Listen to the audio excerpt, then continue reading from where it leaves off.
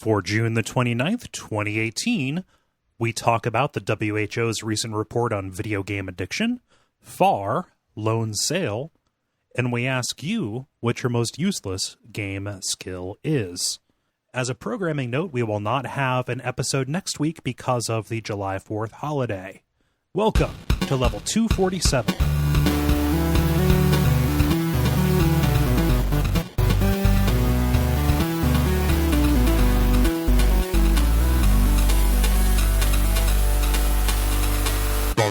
My name is Kole Ross. I'm Dennis Furia. I'm Jala Prendes. I'm Ben Merkel. And you are listening to The Level, a podcast for people who love video games. Thank you so much for listening. I apologize if I'm low energy. I am hungover in a sign that excessive drinking is probably something that is firmly in my past. So that's good. Oh, no. That is a fun realization. I hope you were celebrating something. So last night I went to a show held by the Cincinnati Underground Secret Society, or CUS. This is something that is done by Travis McElroy of My Brother and Me and the Adventure Zone. Gets you can't talk about what goes on there, but if you know him, you know probably what that will entail. I didn't realize, so I've known this is a thing for a while. I didn't realize that it was held literally at the theater that is down the street from me. Oh wow! Yeah. Oh wow! Cool. Yeah. So I was like, well, shit, dog. I'll buy the ticket and I'll walk down there. And so it's held at a venue that has a bar, and I'm like, well, I'm here with people, and I saw some people there that I knew it was a lot of fun. And I was like, yeah, well, let's just drink. And then there's a party at the like an after party gathering thing at the bar across the street. It is very hard not to name establishments here. People can look it up if they want to, but I want to make it at least a little bit hard to triangulate where I live. Mm-hmm. But yeah, it just, it was very fun. I was not, I didn't like polish off a bottle of Jim Beam alone in my apartment, but yeah, I woke up today and I was just destroyed. I was like, oh God. So, it might be a while before I do that again. That is to say, so when PRG happens, right? Like that'll be your next time deciding that this is a good idea. So that in the past, so Jolly, you were there for kind of the final stand of Duckfeed gathering drinking, when we did Austin in 2016 with how hungover we got there. Like, no, you guys didn't even remember anything that you did when I met you. Oh, I remembered it. I remembered you driving us back. You don't remember that you bounced. You sure don't remember that. Yeah. And Gary doesn't remember kissing me on the top of the head either, but that's a thing that happened. We were just happy to see you. He was very happy.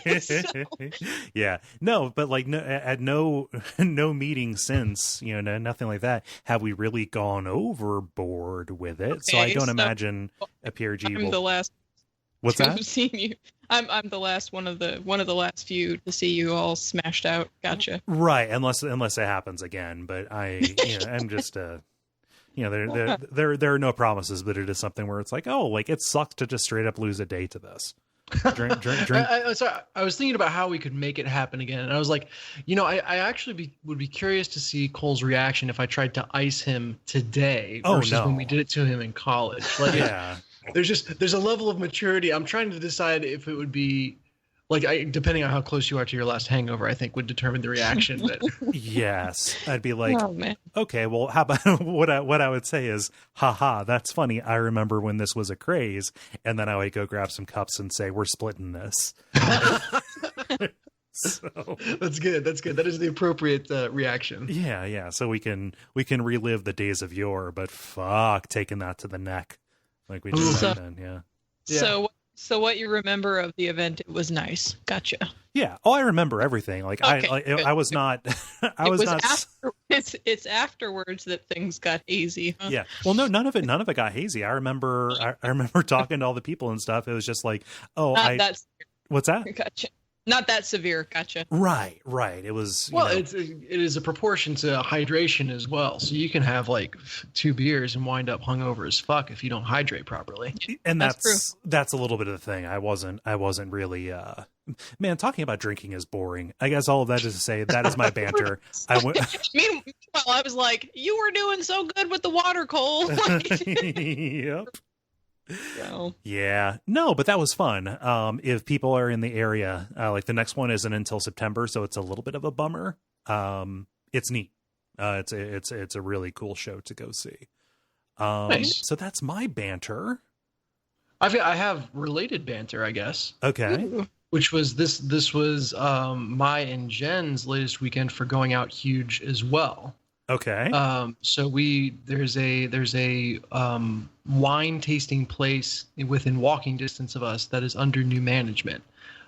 Used to be like really hostile and the guy was not great, and now like this new guy is completely friendly, awesome, and in like, hey, I'm just getting started mode, so you pay for 1 tasting, you're gonna get like 3, and then I'm gonna start making you sandwiches, and then we're gonna hang out like 3 hours past close and just drink like 4 bottles of wine each. Yeah. So we went, we were like, yo, let's stop in for a tasting and then we'll go to dinner somewhere in downtown Montgomery. And that was at like 7:00. And at 10:30, I'm like trying to utter to Jen that I need to go eat dinner or else I'm going to die. Oh no. Yeah. But so apparently our thing as a couple is when we get like wicked drunk and we're walking home at night, we will always find houses under construction to break and enter into. What? And I don't know if this Dennis, Do you want this edited out? yeah, or? you've admitted to a crime. Not like a serious one, but like it down to studs, like it's just roughed in. There's not even like siding up on it. oh yeah. So you can walk around in it and see where all the rooms will be and like guess at what's in there. And it happens. Like when we are drunk enough, it doesn't matter where we're walking to get home, but a house will appear that is at that level of construction, and we will go in and like explore. The weird thing is, it is the same house, and it appears wherever you're at. I was gonna say something about that. Yeah. So yeah, there is a monster house that's following us and preying on us while we're you drunk. will be consumed when your guard is the most down. Yeah, you guys are all welcome for that free story idea. But so this was our last weekend for that as well. The reason we went out so hard is the grandparents had taken the kids for the night and the next day because we were like leading a class the next morning, which means the next morning we had to get up super wicked early and go in and be like, hey everyone, it's like an engaged couples class. We are so hungover right now. Let's not talk too loud. Yeah. We're gonna try something. We're going to close the blinds, turn off the lights, and be as quiet as possible. Welcome to church, guys. We got wicked fucked up last night. Yeah, we got our slant on. Is the yeah. But I am I allowed to say I recommend it? It's kind of a fun pastime. Drinking. No, exploring these like roughed in houses. So getting a monster house. Yes, tempting a monster house is definitely the way to go. It's funny because like what you're describing is something that we used to do as kids all the time. Specifically like in elementary school. Yeah, just throw back a couple of bottles. No, but it was like, our house in our neighborhood was one of the first to go in, and so there was a period of like 3 or 4 years where the couple of streets we were on, there was always a house under construction. That's awesome. The big thing was that it was also, I don't know, maybe one of the first years where it was really done at our school, like the box tops for school funding or whatever kind of thing. And also like Pepsi bottle caps were big for that too. So me and Chris and like some of the other neighborhood kids, we would go out and just basically go to these construction sites and scrounge for bottle caps to take into our classes. Not out of any sense of civic duty or pride or whatever, but like maybe there were prizes if you brought stuff in. But moreover, it was just fun to go into the shells of these houses and like crawl around in the ditches for the foundation and stuff like that. It was fun. It's like a little adventure. I imagine it'd be fun as a grown-ass adult, but your description of that really raise that memory for me. Yeah, there's something fun about it, especially if you're drunk enough. So yeah, that was I had a big weekend as well. I've had a little bit longer than you to recover from it, so yes, slightly more human now. Yeah, well, also recorded for 4 hours earlier talking about The Sims 3. So yeah. Oh well, Jala, how about you? Well, I don't have any rowdy drinking stories, but I attended a summer solstice observance on last Thursday for Midsummer when Kaminari Taiko, which is a Japanese drum group, performed, and it was really awesome. And I uploaded photos and video clips to my Instagram, which cross-posts to my Twitter and Facebook. So if you follow me in social media somewhere, one of those places, you have seen them pop up in your feed. If not, go look at them. They're cool. Also, my family rescued a wild dove, and it couldn't fly. Last night, I put him... This was like late at night. It just kind of like smashed into one of the cars and just like laid on the driveway, and we think it was trying to flee a hawk or something. Okay. And so my dad picked it up before one of the cats in the neighborhood got to it, or our dog got to it, and he just kind of like shoved it at me and said, here, look at the bird. It's a bird. You do something with it, you know? Yes. And I'm like, okay. So I looked it over and it didn't have any blood on it or anything, but it was kind of dazed and confused. So I have a spare bird cage, you know, since I have 2 parakeets and a cockatiel. And so I put it in that cage overnight. And this morning I tried to release him and he could not fly. So then on my lunch break, I took him over to a wildlife rehab center. So he is now in skilled hands and he should be okay. But due to my pets and the incident of the dove, a few people are now independent of each other, not even on the same social media, telling me that I am a Disney princess. And I thoroughly object to this because I don't know of a Disney princess who can kick as much ass as I can. Right. Maybe Mulan. Yeah, I was going to say Mulan, probably. When I was little, though, I was always like, fight, you fucker. What is wrong with you? I'm so pissed. I was so mad all the time at all the Disney princesses, and I was very bitter about this. And that's why I liked Xena and Demona from Gargoyles, and those were my characters I liked. Yeah. But anyway, you were being coy earlier, saying like, "Oh, people said I was a Disney princess, but I'll talk about that on the show. How I'm not." And I said, "Please tell me you didn't cook the bird, because that would be a very quick way to dissuade people of that." No, that's terrible. I'm vegan for one. I know. Kill it. When I was little, my sister discovered that you could burn ants with a magnifying glass in the sun, and so she was on the driveway trying to do that, and I was crying and trying to tell her to stop because I was like, that ant has a family, and I was thinking about it being like the dad ant, and then like the babies would never see the dad again because it got burned in the so like I seriously wouldn't even use animal-shaped erasers, okay? So, like, signs I should have been vegan from, like, the get-go, you know? Like, I refused to use animal-shaped erasers. I didn't want to eat a chocolate bunny because it looked like a bunny. I really, like, I did not want any of that. So, but anyway, so... Dude, I have never in my life been bailed out of a terrible situation by a guy other than in social settings when, like, I'm about to get into a fight with somebody if somebody doesn't back off, you know? Yeah. And that's when some dude comes in and plays mediator, but, like, insofar as an actual physical altercation or something, nobody's ever jumped in and tried to help me. Oh, please. Whatever. They have been mediators. They have not been white knights. I am not a fucking Disney princess. If anything, I am a ranger. I am a druid. I am whatever you want to call it from a D&D setting. Yes. That works better. A Beastmaster. Yeah, the Beastmaster. If y'all would please submit your character creation sheets for Jala, that would make me very happy. I want to see that stat block. That came out wrong. Damn, girl, show me that stat block. That is okay. But anyway, better that than Disney Princess. Fuck you and your fucking Disney Princess. I'm so mad. Got all that vim and vinegar out of my system now. But anyway, that's all I've been up to. I rescued Burb and I went to a Tycho thing, and otherwise all of the rest of the weekend was just like everything else getting injured. My dad got injured, and Rami got injured. My cockatiel got injured. And then this bird shows up and gets injured. I'm just like, what kind of, Twilight Zone am I in this weekend that everything is just, hurt? So, but Rocky is okay. My dad is okay. He's recovering, and the bird is now at a vet. So they're all okay now. Good. Were they all falling injuries as well? Well, kind of.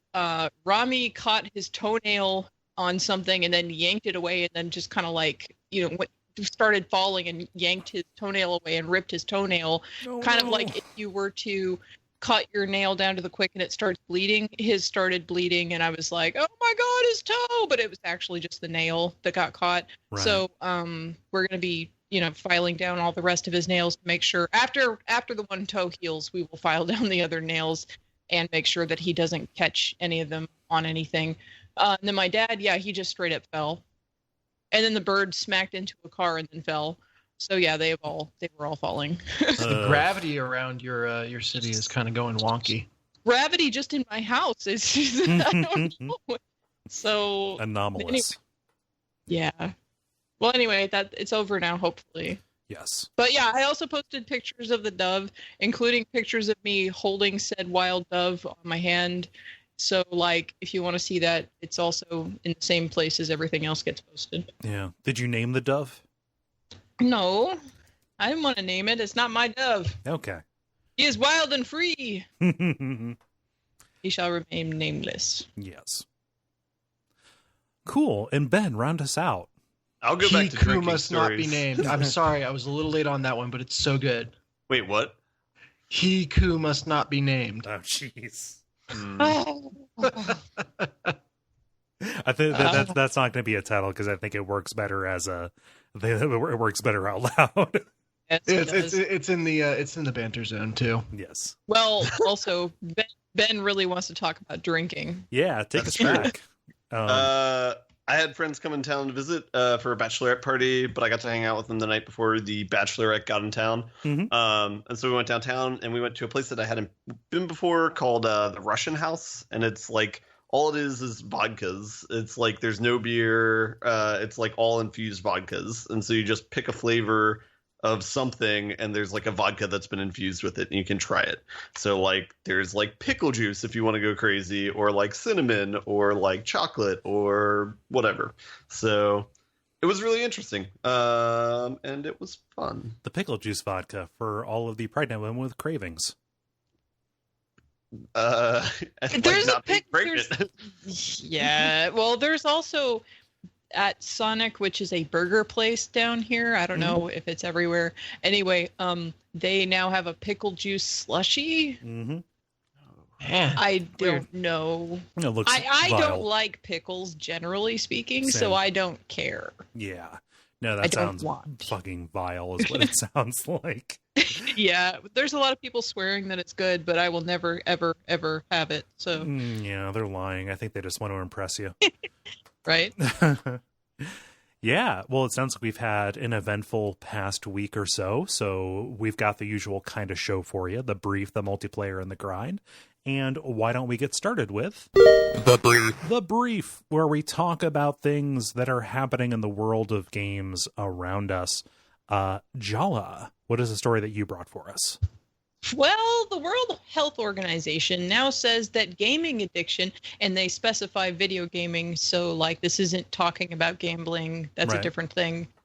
Anyway, is a form of mental illness. They now call it a mental illness, and they describe it as playing video games for an unhealthy amount of time, not feeling like you can stop, putting gaming over other life priorities, and continuing to play games despite negative consequences. And some of the symptoms that they talk about are like playing every day, calling into work, falling victim to the feeling of escape, kind of like when you're addicted to drugs or alcohol, and lean into those as an escape, which makes me laugh because I don't even want to know how many people this actually like is mentioning, like how many people it talks about. Like, how many people have, like, I have never called out of work for anything video game related. However, Kole, I know you have, and other people I know have as well. Now, to be fair, you have a podcast about video games. You have a network of podcasts from which you draw income. Yes. But, you know, at the same time, like, there are other people who call out of work and take time off just to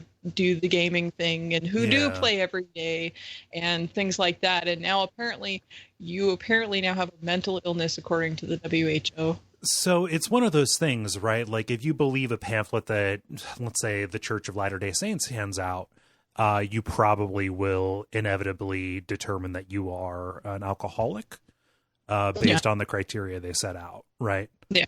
Yeah. Well, there's a difference between the World Health Organization and the Church of Latter-day Saints. Absolutely, yeah. But I just said more of like an analogy, right? Yeah. Like, I think that, like, calling off work to play a game, like, people have probably done that. I know people who listen to this, have done that, but that's around like a release, and not so much because, well, shit, I need to get further in XYZ. It's almost always like a planned thing, when that happens, right? So, like, the same phrase describes two very different behaviors, one of which is probably like, yeah, that's a problem, and the other one's like, well, no, you're just a person with a not an active hobby, it's a very sedentary hobby, but you're a person who's very engaged in a hobby that takes time, actively engaged in a passive hobby. Yeah, like, would you say that somebody who is really into hiking, who said, hey, I'm the first day that this trail is open, I'm going to go. That happens to be on a work day. I'm going to call off for this and go and hit that, right? Or like people who took off work to see like Star Wars the day it came out. Yeah. Like, are they addicted to movies? It's like, oh, probably not. Exactly. Yeah. So I don't know exactly what this means for anybody.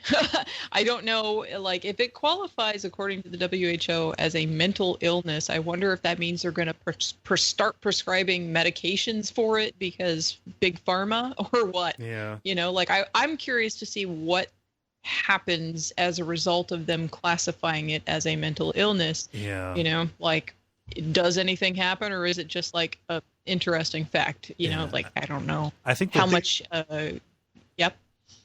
I think there's just like a lot of blowback about this, where everybody who says that like video games causes like violence in kids, like, jump on this to be like, yeah, it's an addiction and it's like terrible and you should ban video games. Because I already heard like one NPR story where one pundit was saying these types of things, and it's I don't know, but I think it'll probably settle out pretty quickly.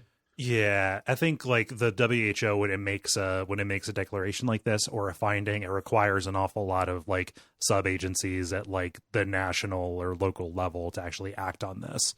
I don't know. And if I remember correctly, it only identifies it as a condition for further study versus something that can be prescribed against. Yes. Oh, really? Okay, that was something that was not in my article that I saw anyway. Yeah. So I want to be very measured about this. And, kind of look, because there definitely is a knee-jerk reaction against it. But, like, what they're saying here could apply to a bunch of different stuff. Things that are not drugs can be addicting, see sex, see gambling, et cetera, et cetera. Like, it's worth considering the possibility that this is a thing, and to not, like, jump and say, oh, I play video games, XYZ. Like, no, they're probably not talking about you, and they're probably not taking aim at you. Like, this is... This is for a very grave and depressing, situation that somebody else has found themselves in, right? Mm-hmm. Yeah. Well, and then too, it's like the work-life balance, or like general overall balance of how you do stuff. I mean, that's something you should be generally kind of conscious of, and strive to, make everything work as best you can. I mean, everybody's got their obligations and needs and whatnot, but that's really more like the way that I read it on there is like, it's kind of like in the news too, they were talking about how Facebook has timers now, or it's going to have timers, so that way they can tell you, like, remind you how long you've been using Facebook, so like you stop sitting on it for so long, because people are addicted to Facebook, and they don't do anything but sit on Facebook all the time, that kind of thing. Yeah. So. The interesting thing about this is the guidelines are fairly vague. And it is something that does not get updated often. So like this would be interesting if it was something that got updated every year, right? Notable. But this gets updated like every 2 decades or something. Yeah. Like it is a long time between actual updates of this. Well, I suppose we will see if anything comes of it or if it's just a thing that happened. I want to see the drug. Yeah. What would you name a drug that is specifically designed to help with your gaming addiction? Right. I don't even know. Casual Sol. Nubisil? Sorry, Kole, you had one? I said casual Sol. What was it you said, Dennis? I said Nubisil. Nubisil. Ask your doctor. Yeah. I don't know. Like it's something, and who knows if this makes me the asshole, but it's like if your reaction is very violent or very defensive or outspoken if somebody tries to take your games away, maybe that's you might not even be addicted. It's just too high of a priority in your life. So something like that. And people can care about things. People can not want to be painted with the brush of mental illness because that's a serious thing. Yeah. It's probably not a good instinct that's my reaction to it, but it's like, whoa, this should be a prompt for introspection, and that can be momentary and say like, nah, that's fine. But like addictive behavior is addictive behavior no matter what the stimulus is, right? Yeah. It's like you should never try to control a thought from coming into your head in the first place. You should only worry about how you react to it. So yeah. Weird, interesting. Yeah, It's a thing. Let's move on. Let's do that. Ben, what in the world is going on with Westworld and Fallout Shelter? Yeah, so I had heard of this headline during the week, but I kind of wanted to go into one detail about it. So apparently Bethesda is suing Warner Brothers because they are putting out a Westworld game, and they're calling it a ripoff of Fallout Shelter. Mm-hmm. So that was the headline that I had read in passing. And I was like, oh, okay, that's kind of interesting or whatever. I watched the trailer for the game. It doesn't really show much of the actual game, but the mechanic that they claim that they're ripping off is, quote, cartoonish 2D characters in a 3D environment, and then end quote. And the underground multi-room facilities that players explore build in both Fallout Shelter and Westworld. So that it has the same sort of mechanics. Mm-hmm. Thought that was interesting primarily because you could describe that same behavior in XCOM. So should the suit fall back then? And I don't know. Yeah. Well, I think if you read further, the real interesting thing is how they knew is that it was literally the same code. Is that a bug that was in an early version of Fallout Shelter, which was later fixed, also appears in Westworld, meaning that they literally copy pasted the code from an earlier version of Fallout Shelter. No, so this is yeah. I was about to fire off and say, I mean, come on, Bethesda's really litigious about stuff. I remember when they tried to sue Mojang because Mojang released a game called Scrolls. It was but if there's signs that they actually copied code, that's dirty pool. No. Yes. that is a far more claim than, hey, your building and management sim resembles our building and management sim, right? Mm-hmm. Which is it's just funny that is the thing that got them. If you're gonna copy code, at least copy the most recent code. Yeah. Well, that is crass and bad. Bad on them. And also that visual style is no good and doesn't I don't know why they sought to turn the Westworld characters into Bitmoji like this. In Fallout Shelter, those designs make sense. They're like little Pip Boys, right? Mm-hmm. Yeah. No, this is ugly and generic. Mm-hmm. Yeah, it's ugly. Yeah. That's all I have to say about it. I don't know anything about Westworld. Yeah, it's fine. It is fine. I have one. This is about and we cannot shake the E3 aftermath stuff, but I thought this was notable, specifically because something that was notably absent from E3 was the Final Fantasy VII remake. We commented on this. It was something that we kind of expected to show up, but it was not there. Instead, we had about 7 different showings of the same Kingdom Hearts 3 trailer. Now, the same person is kind of directing both of these projects. This is Tetsuya Nomura, and he has basically come out and said, I'll just read the quote. "I am well aware of the fact that we announced it too early," referring to the Final Fantasy VII remake, which was revealed officially, I believe, in 2015. 2015, right? We went, Dennis, you and I, we went to that theater event for that, right? Yeah, I remember. What's funny is I saw this headline. I was like, oh yeah, that was like, what, 2 years ago? Nope. 3. Yeah. But yeah, people are like, hey, where's this? We need more details, etc. Well aware that we announced it too early, but even in the industry, word was beginning to spread that we were working on this game. We decided not to keep it more secret and officially reveal it. Basically getting out in front of the leak. I guess it had already leaked and there were rumors about it. They admit that, yeah, we did something very similar. We did something very similar with Kingdom Hearts 3, just announced it way too early. It is a delicate balance to hit between like making the announcement or just letting it get out. So it makes sense that they tried to control the story because it was so big anyway. But that doesn't necessarily address the concerns that a lot of people have about the direction of this, because apparently all the questions that we expect to have answered, they haven't even begun working on addressing them because they're still so early on in the process. Yeah. I don't know. Seemed like Can't be disappointed by a game if it doesn't come out, I guess. or if it takes years and years to come out and you just decide not to play it. Hi, Last Guardian. Yeah. Oh, well, yeah, no, but I think that the poorly kept secret, or just kind of the tacit assumption, is that a lot of the stuff that we saw at E3 is certainly not intended for current hardware.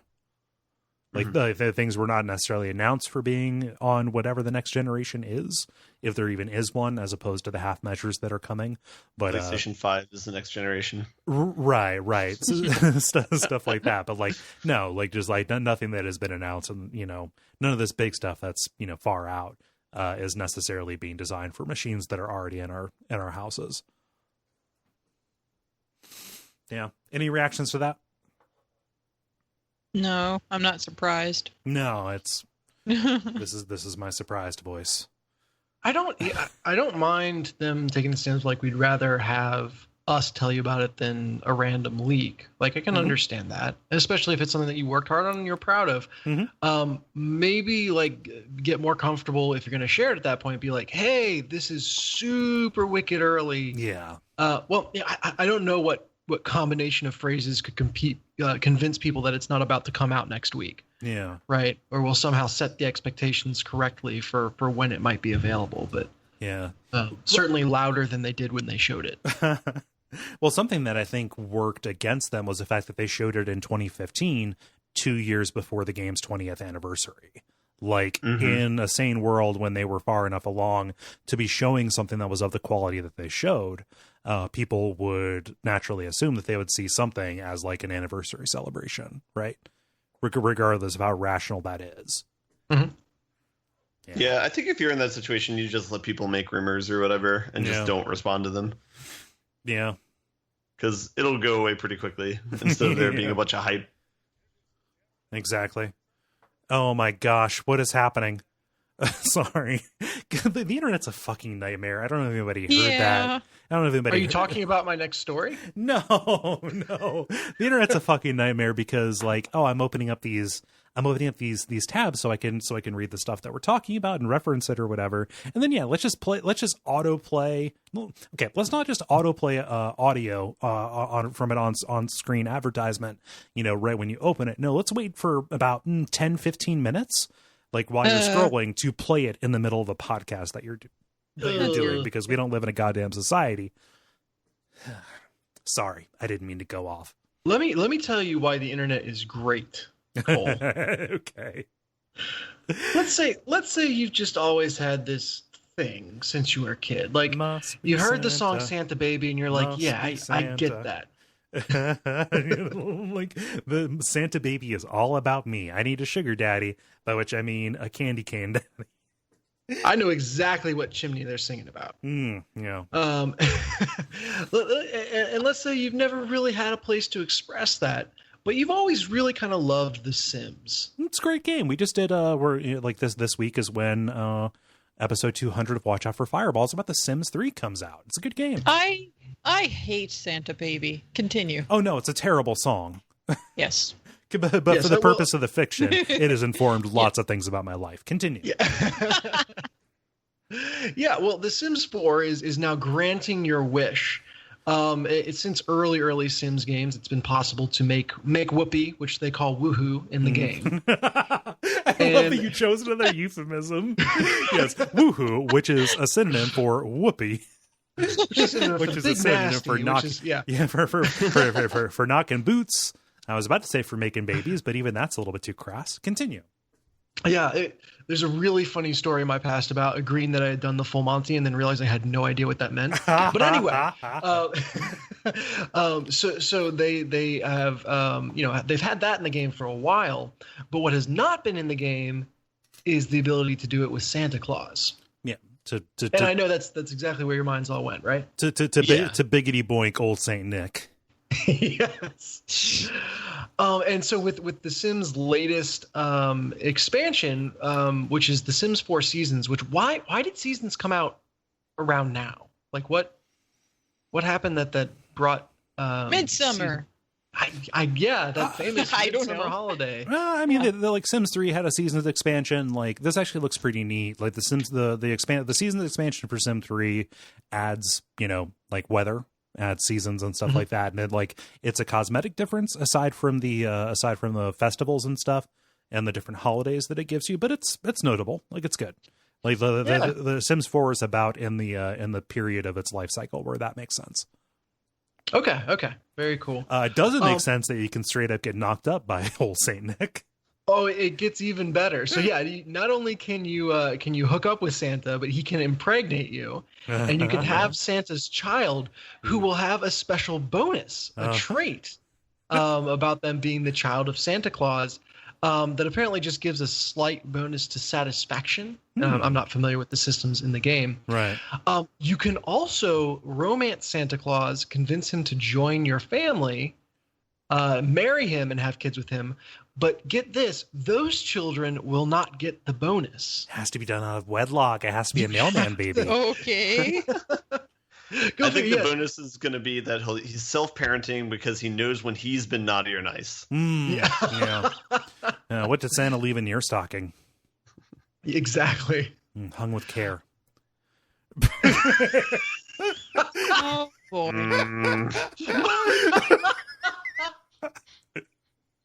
Oh, that's. Oh my god. Okay. No, that's amazing. I like how me and Jala are just frowning right now into our microphones. Oh, let me play. Oh, let me play here, please. Oh, that's good. So the mechanical reason is that apparently if you convince Santa, this just has all kinds of like the Santa Claus with an E-esque implications for Santa lore. Right. That if you can convince him to leave and settle down, it spawns a new Santa Claus. Oh. Someone else takes up the mantle. It's exactly. Tim Allen. Has the mantle thrust upon them. Allen. Yeah. And so that person then gets the magic in them of giving their children slightly higher satisfaction than average. Yeah. Oh, I want to play as Santa. Like I want to over the course of one supernaturally long night, like go around and like, decide what gift they should get. Yeah. And then you just, come down the chimney and put on the Justin Timberlake song from SNL. Which one? That would be My Dick in a Box. Oh, okay. hung with care. Yeah. Not as magical the second time. That's what it's fine. I'll do it a third time in about a half hour, and it's gonna fucking kill. So yeah, just an interesting like I mean, Sims has always had mods for like allowing you to sleep with NPCs that you would normally be able to sleep with, et cetera, et cetera. Mm-hmm. And this time the developers were just like, literally, fuck it. Let's put it in there in the game. They've had that attitude for a while. So. Yeah, they know why people are still playing The Sims. Apparently, you are also able to shag a scarecrow as part of this expansion, which go figure. Yeah. So if you've ever with death yet. No, that still needs to be modded. Yeah. You can. I think if Death comes to a party, you can dance around with them. I think you can befriend them. Yeah. Spoilers for the Adventure Zone. Jeez. Okay. Yeah. Anyway, yeah. This is highly entertaining to me, and I'm very satisfied with the one-liners it generated as well. Oh, fantastic! Yeah, no, this is I'm definitely in a Sims mood. This is, well, you know, not to give too much away about that episode of the show, which by the time this comes out either will be available or has been available on the early release feed. No, like, just having played a bunch of The Sims 3, it is such a special game, and I have like a shitload of expansions for The Sims 4. I might just pick this up and like do something, like maybe stream it. I don't know. It's good. It is a good, fun game. And, you know, you get to boink Santa. Always a plus. Yeah. Now, here's the thing. Does that make you naughty or nice? Both. What a serious question. Can you seduce Santa as either gender? I don't know. Well, you can't have a kid as either gender unless there's like other stuff involved. So Sims 4 is very, very progressive in terms of its character kind of creation. Like it gives you the ability to determine, okay, you know, what I don't know anything about Sims, so I don't know how much by realism it goes. I mean, it's not by realism. Like, so out of the box, men can become pregnant by aliens. However, the Sims 4 basically lets you, it divorces gender signifiers from whatever you select. So you have options for, like, okay, when this person goes to the bathroom, do they sit or do they stand? Can the Sim get pregnant by normal ways? So, you know, they're basically a complete. Okay, so you can change all of it to do whatever you. Right. So, you know, basically a person's biology is completely different from the way they present, which is cool and good. Yeah. Okay. So that's cool. Yeah. Then the answer is yes. Oh man, this is ridiculous. In the best possible way. You know, just your typical June Christmas story. Yeah, Christmas in July. Shit. We're recording on June 25th, which makes this the perfect time to talk about it. Yeah. Oh, we are diametrically opposed. Yeah, literally as far away from Christmas as you can get. Yeah. Jala, you put a link in here, and I'm not sure if you intended to talk about it on the air, but I read this story as well. What's going on in Super Mario Odyssey?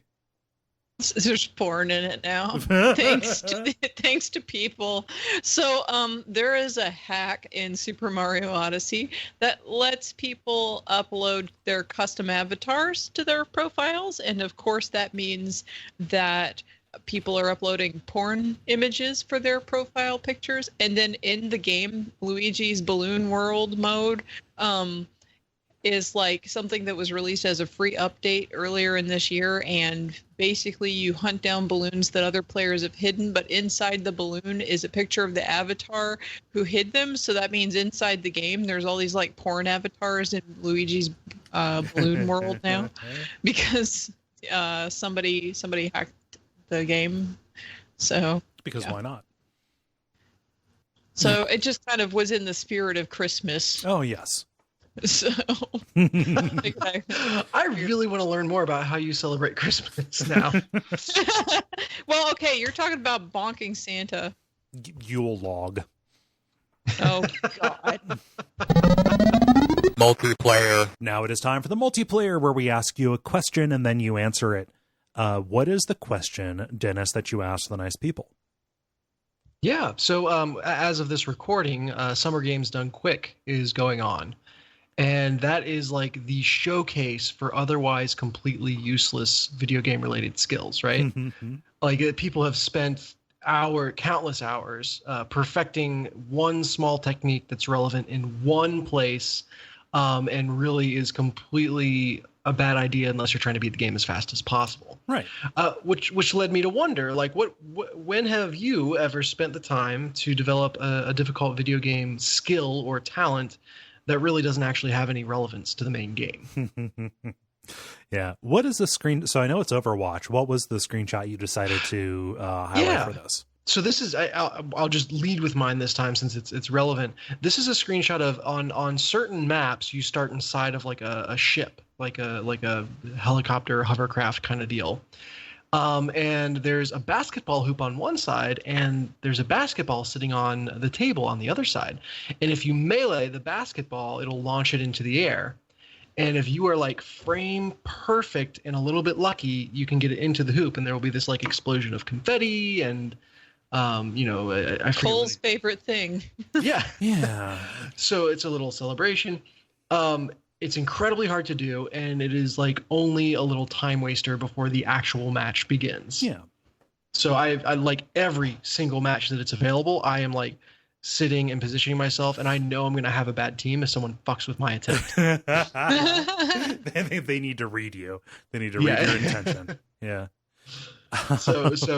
But yeah, I mean, this is as much a part of the game as anything else for me. Absolutely. Man, I'm excited to get to some of these. So Jack writes, Final Fantasy X lightning dodges. I spent a good I spent a good 2 weeks honing my craft on that. I got the 200 consecutive dodges down, and boy, was it a huge letdown. I wouldn't say the reward was irrelevant, but it was not a skill worth having. That's for sure. Dude, like in that game, I actually was trying to get some of the unlocked, ultimate weapons, and I got like, I don't know, 3 of them at least. But I was looking at that one, and I was like, all right, let me go. And I went there, and I sat there for a minute, and I dodged like 15 times in a row, and that's as far as I got with that shit. Never mind, it's not worth my time. So I went out of my way on some, but not that much out of my way. Whose ultimate weapon do you get for that? I feel like such a poser asking that question. I thought it was Yuna's, but I could be wrong. Yeah. I don't know. I have to look it up. Yeah, well, that sucks because I like using Yuna. She's a very good, but it's the sphere grade. You can make somebody else into Yuna. It's fine. Yeah. Infamous. Ben, what does Mike say? Mike says, in Super Mario 3, I perfected the jump just as the wind falls after beating the boss move. After the wand falls, excuse me. Yeah. I think that lets you freeze midair, which is nice. Mm-hmm. Yeah. Nothing to add on that. That is a good style points as well. That is a good skill. It's like a sitcom. It's like the hat freezing in the air in the opening of Mary Tyler Moore. Yep. Yep. Jala. Confirm that the lightning bolts is for Lulu's weapon. For Lulu. Oh. Okay. The Venus sigil. Okay. Huh. At least it wasn't Yuna. At least it wasn't one of your summoners. Who am I reading? You are reading Sam's. Sam. Okay. Jumping, then squatting immediately in Mario 1, 3, and World. Back in the day, we called this a butt burst. Oh, that sounds so violent. Why would you do that? Well, child. Yes. Okay. Yeah. No, that's definitely the way to do it, though. So again, style points. Dennis, What does Greg say? Greg, and there's a lot of Mario responses. Greg says, as a kid, I had the one-up trick mastered in Super Mario Bros. 1 to get 99 lives. This is stomping on a Koopa turtle shell near a wall. Yeah. And then walking away. Yeah. Lindsay writes, I beat Dark Souls 1, DLC included, in 3 hours and 30 minutes without using the halberd. I used the club Kole. I anticipated your question, and you only get one. Okay. Well, I'll step away from this. I'm not aware of a strategy for finishing the game early that necessitates using a halberd. Is it just maybe a popular way to do it, or? So I know that like running for the Black Knight halberd in Darkroot Basin is a popular like first move, that ends up being a run killer. But I'm not sure if at the level, though 3 hours and 30 minutes is impressive, I'm not sure if the halberd is necessary to achieve that. Huh. Well, clearly not. Oh, I mean, yeah. Good work. And also brings up a good idea for Club Kole. Club Kole. It is a big building with lots of rooms where people will go in and be left alone. It is a home for scared people.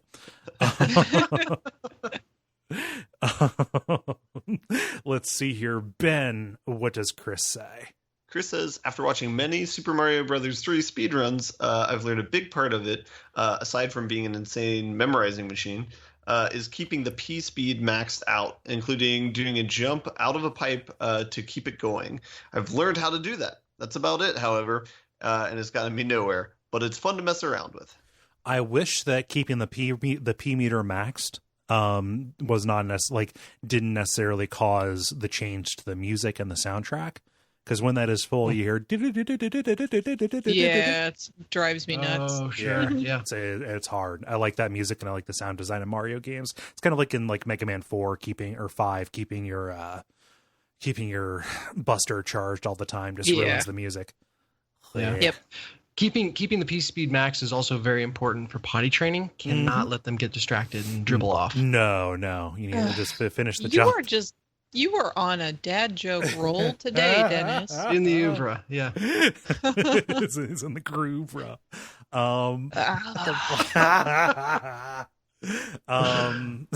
Jala, what does Adam say before you leave the show? You're going to make me develop a headache. All right, Adam says, recently I have gotten a lot better at the Sonic 3 style bonus stages in Sonic Mania. The ones that get faster as you collect the blue balls actually finished a stage today. Never did that before. Congrats. Cool. Yeah, I call those stages the Widowmaker for motion sickness. It's not a clever name or a short name, but it applies. I actually got pretty far in those and some of the other ones to get the Chaos Emeralds and stuff back in the day. I have no patience for that shit now. Oh yeah. Back in the day, I definitely got a hold of those because I was motivated to get all those emeralds. Nowadays though, nah. Dennis, what does Devin say? Devin says, crouch jumping using very specific map objects and spots in Team Fortress 2 just to hide as a scout. Only useful in prop hunt maps. Prop hunt? Yeah, I'm curious about this one because the second time the idea of the crouching right after jumping has come up. And I haven't seen that used in Team Fortress 2 before. I need to... He played a lot of that games, according to what he has told me, so... Yeah. Do not know. I have no idea what prop hunt stands for. I'm sure he'll tell me whenever he listens to the episode. Okay. I will convey the information. Follow up, because going to the wiki just says, oh, prop hunt, like it always is. Yeah. Anyway, that was you, Dennis, who read that, right?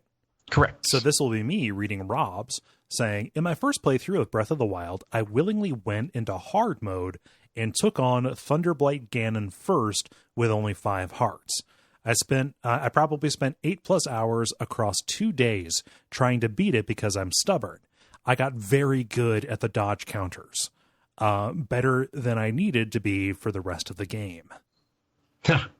And there's, I want to know if he actually succeeded. Yeah, the wording is a little bit is a little bit vague. I want to believe that since this is a story he did, took on and surmounted, but I don't know. Let us know.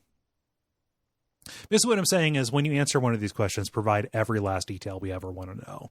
He should also express whether he loves or hates Zelda, because I could see either one for this strategy. You mean now? Yeah. I hate Zelda, so I'm going to play the game in as short amount of time as possible. Well, it's just one of the 4 Ganons you have to go after. Oh my gosh. I didn't even know that. No, that's the Thunderblight. He went down to Gerudo Valley first. Come on. Huh. Don't you know? Okay. Don't you know? Gotcha. Yeah. Confusing Ganon with Ganondorf. My apologies. No, it's fine. It's fine. Ben, what does Jonathan say? Jonathan says, I like doing the 3D Sonic secret stages when you plug into Sonic 2. When you plug in Sonic 2 into Sonic and Knuckles. I did thousands of them. I was clearly bored as a kid. Nice. Let's see. Jala, what does Austin say? Austin says, me and my friend Jared spent countless hours one-upping each other in the Batman Arkham City fight rooms, which finally ended with us getting the number 2 and number 3 all-time high scores. Whoa, congratulations. That is impressive, yes. Yeah. Those are big games. Mm-hmm. Mm-hmm. Nice. And then finally here, Dennis, what does Patrick say? Yeah, Patrick says, when I was young, I maxed out the gold and experience counter in Dragon Warrior 1 on the NES. I had beaten the game long before this, but decided to do it anyway. It did teach me an important number for computers as I got older, 65535, which is the maximum for an unsigned 16-bit integer in binary. Huh. But I didn't understand that until I took a programming class in college. That's really funny that you kind of ran into that number well before you ever had the context for it. Oh, yeah. Mm-hmm. Yeah, that's great. That's like basically realizing that 255 was such a prevalent number of computers was how I had that revelation too. It's like, oh, that's like cool. Like that has to do with like registers and stuff. Neat. Very cool. Yeah. No, that is worthwhile knowledge. I wouldn't call that a useless skill. I mean, getting to the max probably, but you got to that skill, that useful skill, in the most useless way possible. Yeah. So Dennis, you already gave yours. Mine, I mean, all that I can think of is like pro guitar and rock bands, maybe. That was the weird like between step, right? Yeah, with like that crazy like 144 button Mustang thing, like.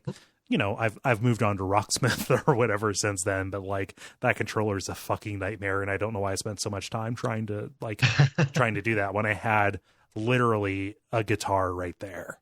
The only other thing I could say is like the only other skill would be like learning just where to jump when you go through a boss gate in Mega Man, so he freezes in midair and then drops down. But that's not very hard. That's not a skill. That's just something you do out of compulsion. Sure. Style points, man. Style points. Ben, how about you? I would say in shooter type games, like in Halo, learning how to like grenade jump or to go to like random spots on the map where people can't find you. Or I remember one in Medal of Honor specifically, there was a way you could jump up on a house and you could like walk to this really obscure part of it where you're standing on like the like higher part of the ceiling in the middle of a room and you could shoot down at people and they weren't expecting it. That's about it. Nice. Yeah.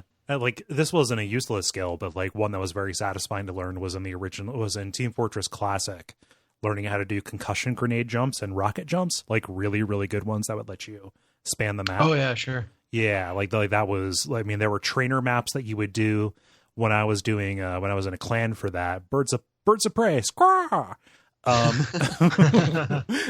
We would spend like just like, hey, we're gonna have a practice night where we're all just gonna work on our conch jumps. Yeah, but those were useful. Sounds like yours was too.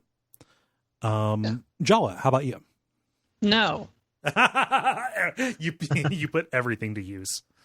I did. Look, seriously. Okay, do you know who I am? I do. The way that I play games is such that I get bored of whatever, and like, okay, like I will get bored and go off and assign myself something to do, but I get bored of the things that I assign myself to do as well. So like, you know, if the game doesn't catch my attention enough that I am paying attention to the main track of whatever it is, I'm not going to dick around in the other stuff. Yeah, I'm not interested. And so like, you know, like I was saying with Final Fantasy X, that was probably the most I've ever gone out of the way in a game to like sort of kind of try to min-max things. And I didn't even do like all of them. I did like the easiest ones I could find out of those. You know, like, and I didn't really go out of my way or learn a new skill to do them. They were the ones where it's like, go to this place and get this thing and then fight this guy. And that's it. It wasn't like, you know, the lightning dodges or anything like that. Hell no. Hell no. Too much. Yeah. Like, no, I don't have enough emotional investment in any particular game to be like, I just need to sit here and I don't I'm not the type of person who min maxes. I'm not the type of person who tries to perfect my gameplay or beat a time or beat a score. Really. Yeah, I mean, like not very often. Like, okay, with the Skydancer, yeah, I was doing that to beat a score, but that's kind of because it's a Zen out game and I'm not really thinking about it when I'm doing it. And it's not like, like it's not a big deal. But plus you end up in that particular game getting stuff to boost your ability to get more points. So it's also like a natural progression kind of thing. Right. So, like I just overall, it's just not my MO. I don't care. So it's like, I once I get my experience out of the game, it's fine. And I don't care about perfecting anything. This is why like Sam is a blessing, because when I talk about my grind, I'm talking about like Sniper Elite. I don't try to, be like, oh, I can't be seen or anything. I'm a sniper. I'm not supposed to be seen. I'm supposed to like try to hide the whole fucking time. I go Rambo sometimes just because I just lose patience and I'm just like, I'm gonna just kill everybody. Never mind. Yeah, it's fine. So, I don't know. I don't get good at a particular thing because I don't care enough to do so. Nice. A reasonable answer. Yeah. So that sounds like a multiplayer to me. I refreshed to see if anybody got in late. Thank you, everybody, for writing in. If you want to participate in those, go to facebook.com/thelevelpodcast and watch for them to go up on Mondays. The grind. Now it is time for the grind, where we talk about the games we have been playing over the past period of time or so. Jala, you were not here last time, so I will throw it to you first. Sure. So like I was saying in the multiplayer, I've been playing Sniper Elite 4 with Sam. And I've said it before, but the campaign levels in this game are so much bigger than in Sniper Elite 3. I actually looked up because I was curious as to how much bigger they are. And it turns out every single level in Sniper Elite 4 is a minimum of 3 times bigger than the largest Sniper Elite 3 level. That seems like an asset for a sniping game. That's a lot of extra stuff to do. And there's like just to kind of recap differences and stuff about this versus the other one. There's more climbing and levels of action going on. Like there's more verticality to the levels this time around. There's different types of ammo. Sam and I had forgotten about this, but there were different types of ammo, and we like when we were playing this last time, he was like, I must have a different type of ammo. Oh, there's a button. And I'm like, I don't have that button. So he had picked up some ammo that I didn't have. Yeah. Does this mean like, oh, I need 30 cal versus 45? Or is this flame ammo? Yeah, incendiary or whatever type of ammo instead of, just reg. And that's the cool kind. Never in the history of games has having to manage like 30 versus 45 versus whatever. No. Yeah. Yeah. And also every item on the weapon wheel has at least 2 functions. So grenades can be normal or sticky, for example, that kind of a thing. So you can use different weapons in different ways in this one. There's also more story stuff. Like we started out the newest level in a safe zone talking to NPCs and basically learning about what's going on. And our main dude talks, and he's got like kind of a personality, which is whoa, he's like bantering with people. Whoa. Kind of cool. So anyway, we only finished mission 3, Regolino Viaduct, because these levels are so big. Like one play session for us is one mission, like we don't have enough time in that play session to do more than one, because usually I have to deuce out and go do stuff. Anyway, in this particular mission, we took down several different control points. We wrecked an ammo stash, like a ammo warehouse and a transport, blew up one of our own downed planes before the enemy could get secrets out of it. And then we took down, like, of course, snipers and armored vehicles.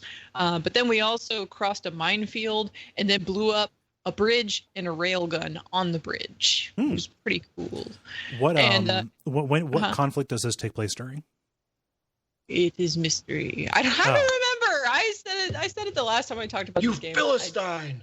I'm just curious, like, what the level of technology is. You said railgun, and I was like, wait a minute, what? Yeah, it's a railgun. I don't remember when this takes place because Industrial Revolution. Sure. Anyway, like somebody can Google that. But anyway, there are 8 missions total in this game, which is in line with how many there were in Sniper Elite 3. This one is taking place in, I think it's Italy. So, whatever. Some kind of conflict in Italy. I don't remember. I know that's terrible of me. I should know this. But, no. I'm just it's not that important of a question. Well, I mean, like it's been so long since the last time I picked it up and played a mission too. It's like anything that I knew about the story is gone. Right. So sorry. Anyway, so I played that with Sam. It's cool. I want to continue playing with him. But again, it's kind of like when we can schedule it, it's like one mission per session. So it'll be a while before I finish it. Mm-hmm. So I played more Persona 4 Dancing All Night. Did it get any less asinine? Well, it continues to be a capable rhythm game, but the story continues to be terrible to the point of honestly giving me a headache.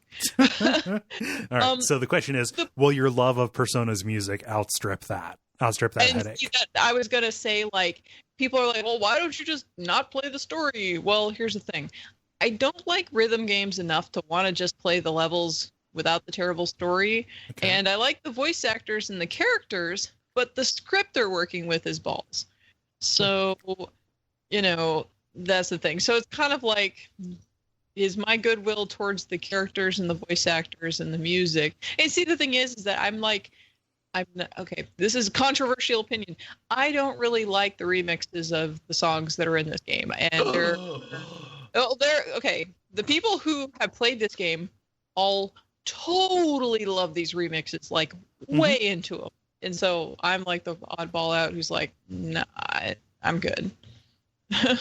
But anyway, so what's funny though is that the best I've done on the rhythm battle part so far has been with Teddy, and Teddy is like a fucking annoying character. Like, of course, I have to, with the worst character possible is the one that I do the best with on this game. Remind me, do the different characters have different abilities that supplement the rhythm play, or?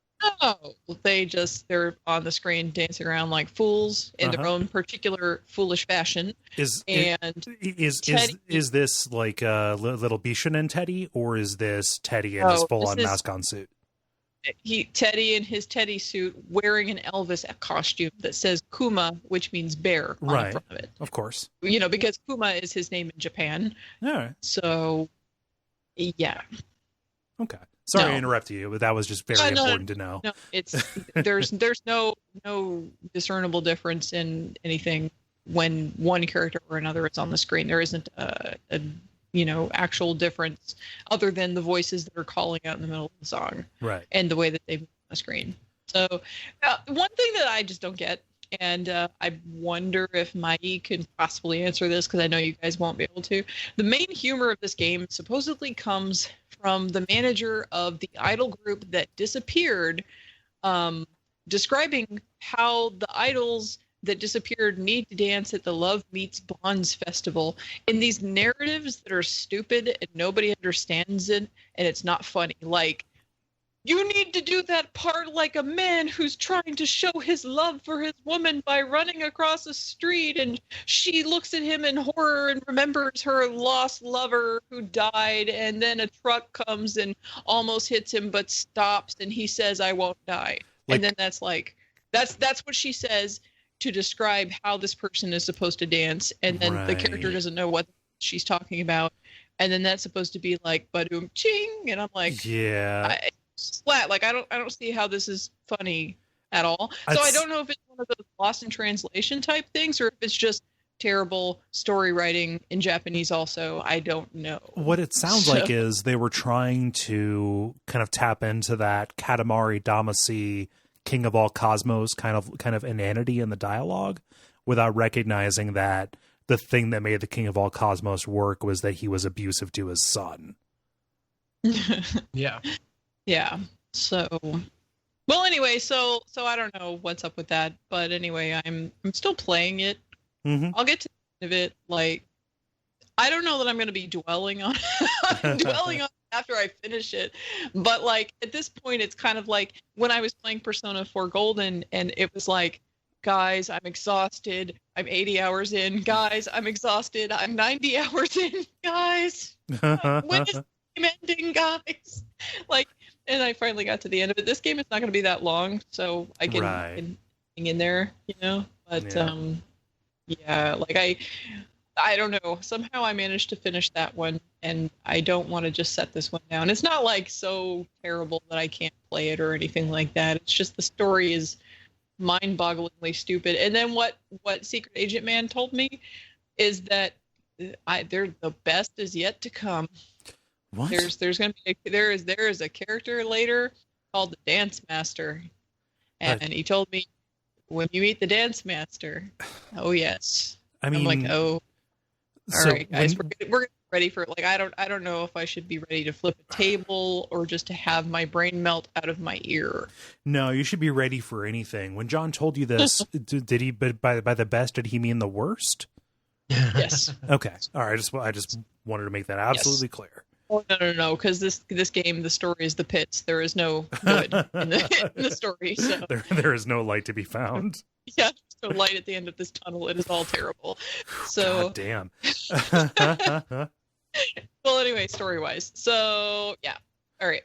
I am still playing it though because as I said before, I am not big into rhythm games. I've not really played them a whole lot, and it seems like sometimes with this particular game, there are certain tracks where the buttons that you push are kind of in time with the beat, which makes sense, you know, like the buttons you push. But other times it doesn't feel like it's quite on point with what what the beat is like. And I don't know if it's just because it's picking like a downbeat instead of something. I don't know.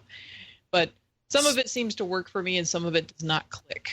There's a definite difference, and the what am I thinking of here? The Watch Out for Fireballs episode on Rhythm Heaven and Elite Beat Agents was an object lesson in this. There's a big difference between a rhythm game that is about the creation of music and a rhythm game that is about dancing to music. Yeah. Like, a dancing game will throw in all kinds of beats that are about like movements or transitional kind of things, even if you're not doing the actual physical movement. Like they just seem to get a little bit more like fast and loose with it. Whereas something that's about the creation of music, you're a Guitar Hero, Rock Band, or even something like Theatrhythm, where everything is tied to what's going on in the song, seems to make more sense, right? Like, are you doing rhythm alongside, or are you doing rhythm to contribute to? Yeah, well, it's ironic because I dance. However, this game is not necessarily clicking 100% of the time, you know? Right. So, I don't know. Maybe after I'm done with this, at some juncture, I will try Theatrhythm and see if that makes any more sense to me. Yeah. But anyway, like, I don't know. We'll see. I'm not like so excited about the genre that I need to go out there and buy it right this minute. No, I mean, oh yeah, it'll be like 2 years at least before I another rhythm game. But anyway, I was about to say you don't own a 3D, you don't own a 3DS. Yes, I do. But you own a 2DS. I corrected myself. I own a 3DS. What? Yes. I thought you had a 2DS. Sorry. No, I played the Metroid game on the 3DS. Ah, okay. Yeah. And some other game that I talked about. Proceed. Yeah, Fire Emblem. I played that game on the 3DS also. Proceed. I had a lapse in memory. Yeah, it's fine. So anyway, that's all I have to say about that so far. And then also, I have continued to play Hakuoki Kyoto Winds. In this game, I've played several more characters routes, including one of the original characters that I don't remember you being able to romance in the original game, and then also two of the new characters.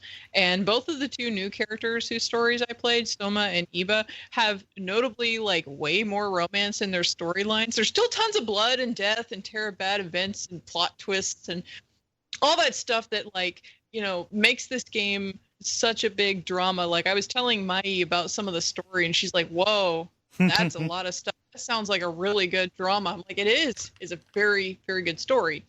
But anyway, on those two new characters though, they're both way more forward about caring for Chizuru, who is the main girl, than even the most romantically inclined character from the original bunch. So Iba in particular is a character who is a childhood friend of the protagonist, whose attitude towards her from the very start when his plot begins is like expressing his longstanding care and affection. So like he's just like the too perfect dude who's always loved her since they were 5 or some shit, you know? Nice guy. Nice guy, Yeah, the super nice guy. And he also conveniently knows all of the Shinsengumi captains as well from before they were even in the Shinsengumi. And therefore, everybody loves Iba. Everybody loves him. Because he's a good source of information, which I'm sure he's not bitter about at all. Yeah. But anyway, so anyway, Soma, which is the other new guy that I played the route for, is clear that he has like a vested interest in protecting Chizuru. He's actually your kohai, or your like a younger person who is learning from you, like a protege almost. Yeah, and so he runs around calling Chizuru senpai, and that makes me laugh because you see a female senpai far less frequently than you do a male one, at least in a lot of the stuff that comes over here. Right. So, but anyway, like he's just like obsessed with protecting her because he was given that job, and that's like he's very, very serious and dutiful, and so you know he's doing his duty, and depending upon whether or not you are actually romancing him or just being bros, you know, he may just be doing his duty because he cares for you as a friend, or maybe it's because he loves you, whatever. So, but there's lots of death and gore and terrible bad things, especially in Iba's, like the complicated story I was telling Mai about was Iba's route. He is kind of like I guess the new canon guy you're supposed to be with instead of the original main dude, because they put so much effort into his story, so it's cray. I'll just say it like that. It's a real cray, real complicated story. So and it's all new stuff because these are new characters, so this is completely new content.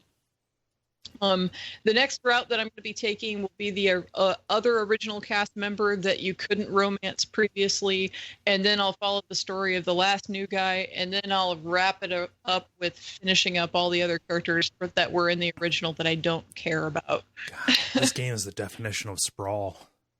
Yeah, it's a long video game, and this is only half the story. I still have to get Edo Blossoms. It's just that, you know, like, I donated to the wildlife center because, you know, they were taking the dove that I found, and then I donated to a friend who had a GoFundMe for something very important for her family, and so like all of my money to buy the game has gone to charities. Yeah, like, you know, people who need. Yeah, for people who need it more than I do. So, I mean, like, I don't begrudge it, but it's a good thing that Kyoto Winds has so much more to offer me, and I'll be playing it for a while because I won't be able to buy Edo Blossoms for a bit. Yeah. Huh.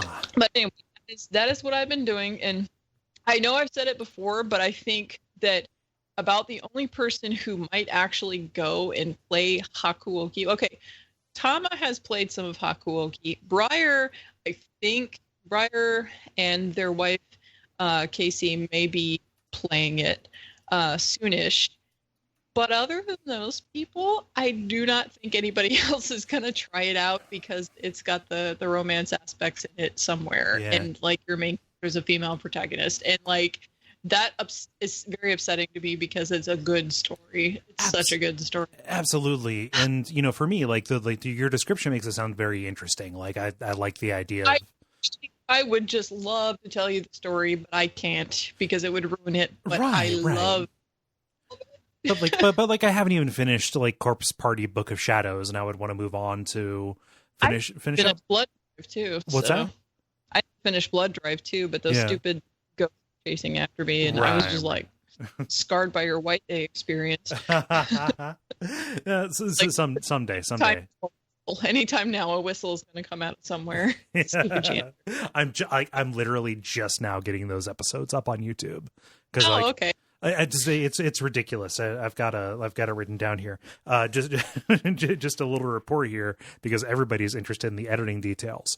Episode number 3. I had 3.5 hours of just kind of like raw footage after I cut away hiding and running and dying and basically all the repeated stuff. How much time out of that 3.5 hours do you think that I had in episode 3? I know the answer, so I can't say it. Yeah. I'm gonna say 25 minutes. I was gonna guess sub 30. Maybe that's aggressive. No, so both of you are really aggressive about that. It's an hour 44, which is still impressive. Right around half. Right around half of that footage was usable. And that's why it's taken a long time to get that up there, because White Day is fucking bullshit. Yeah, that's kind of the reason why I'm like, I'm just going to play some other stuff that is totally not Corpse Party Blood Drive, and then I'll get back to that. And then I'll be okay. Because it's kind of like, I walked away from Persona 4 Golden, and I also walked away from Final Fantasy Tactics. And then I came back and I finished them, but I had to set them down for a while. Just recharge your patience. Yeah, recharge my patience meter, which is only just so to begin with. So yeah. Anyways, so that's all I've been playing. Yeah. Ben, how about you? What you been up to? Yeah. So I actually have a new game, because this was I feel bad that I haven't played anything new in a while, but there's also not a lot of new games out. Maybe I don't know. I played a game called Far Lone Sales. This is kind of on the back of the Steam Summer Sale. I've just been looking around for what games have decent deals and are interested in playing. This was one that I came across. I was watching Jonathan Blow's Twitch stream. He was playing Subnautica, and somebody recommended that he played this on the stream.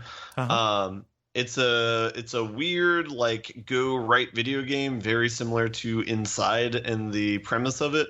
Where it's kind of dystopian, beautiful imagery that you're going by. The difference is that you're commandeering a ship, and so the way you go to the right is you're kind of operating this one-person ship, but it's kind of like Subnautica in that there's 3 or 4 different roles you need to be doing, so you're constantly bouncing between them to get it to keep moving.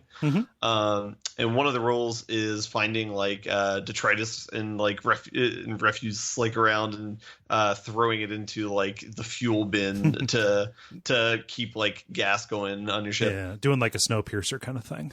Yeah. So it's an interesting game. It's a really short game. It took me 3 to 4 hours to beat. The game's really beautiful. There's a lot of kind of interesting things they do, and a lot of kind of creative set pieces that they do. So I like that aspect on it. The negative side to it is kind of compared to it's hard not to compare it to Inside, since the game's very similar in premise. Also, another issue with it is the mechanic of keeping the ship going. That's the main mechanic of the game, and it's usually not really developed a lot in the course of the game. By the end of the game, you're kind of doing the same thing with the ship as you were doing in the beginning of the game. And also on top of that, that mini game of keeping the ship going kind of distracts you from looking around at the art as you're going by it. So it kind of lessens the impact of seeing the stuff that you're going by, because you can't really pay attention to it as much. It looks a little bit so when you go into the cutaway, it's almost like a single player version of Lovers in a Dangerous Space Time. Almost. I'm not familiar with that game. Yeah, that's correct me if I'm wrong, Dennis, but that is a side scrolling game where you are trying to keep a ship going, by manning multiple systems, but the idea is it's multiplayer, right? Yeah, not necessarily a move right game. It's 2 dimensions, but you're going all over the place. Gotcha. This is the first time that I've heard more than 2 people use the phrase "move right" game. Yeah. I started with Aqua Teen Hunger Force's Go Right, the video game, and here we are. Oh God, it's been forever since I've thought about Aqua Teen Hunger Force. Thank you for that. No problem. So I guess I don't. I don't have a whole lot more to say about it. There's a few other flaws with the game too, where there's a couple situations where you can get into no-win scenarios if you don't pick up enough fuel or use it all. And the only way out of that is you have to quit the game and restart it, because because I guess they were aware of this to some extent. That you start off with a small amount of fuel. So that can get you past certain situations where you would otherwise just not have a win condition. So when you start off, every time you load up, you get a little bit of a boost. Yeah. Yeah. And so one example is you can like pool the ship if you're out of fuel. Like there's little like what's it called? Like winches on either side of it. Mm-hmm. But there's like certain parts where if it's up a hill, you can only pull it so far, and if the slant's high enough, you can't pull it up. So there's like one instance, or in another situation too, if there's like a wall, for example, you can walk up to the wall, but you can't pull it any closer than that. So like the winch has like a certain amount of slack to it, so you can't pull it like taut up against the wall. Right. And so sometimes that matters if it's like you need to pull it onto an elevator platform or something like that. Right. So that's like a case where it'd be like a no-win situation. But yeah. I don't know. There are some upgrades to the ship where there's like a few things that they'll add on, but a lot of it doesn't really feel too meaningful. And there's like not that it needs like an upgrade system or anything like that, or like something to like get dopamine squirts or anything like that. But it was just they do have puzzles like where the ship will stop and you kind of have to like figure out an area a little bit. Mm-hmm. So like that's like an okay way to mix it up. But yeah, I don't know. In summation, it's like a bite-sized game that I think it's worth like $5 to play maybe, but not really much more than that. So right. Yeah. So, atmospheric, simple, small.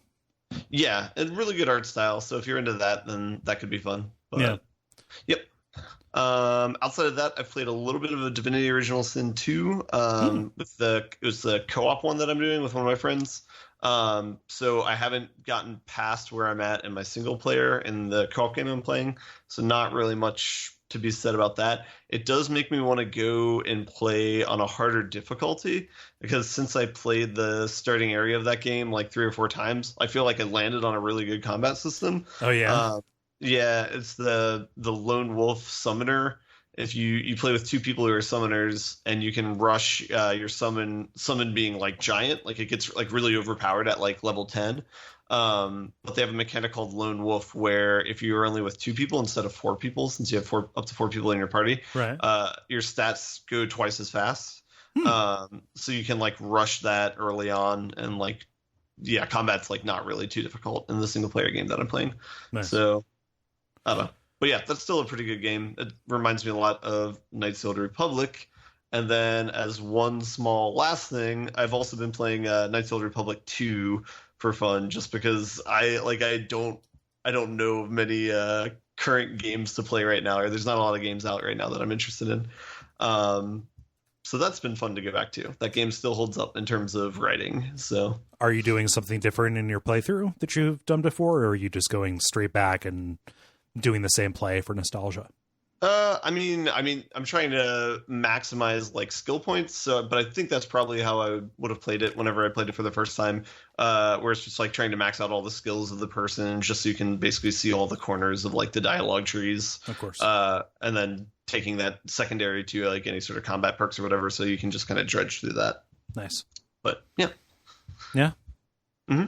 Cool. That first game that you talked about, in case anybody's listening is like, wait a minute, what?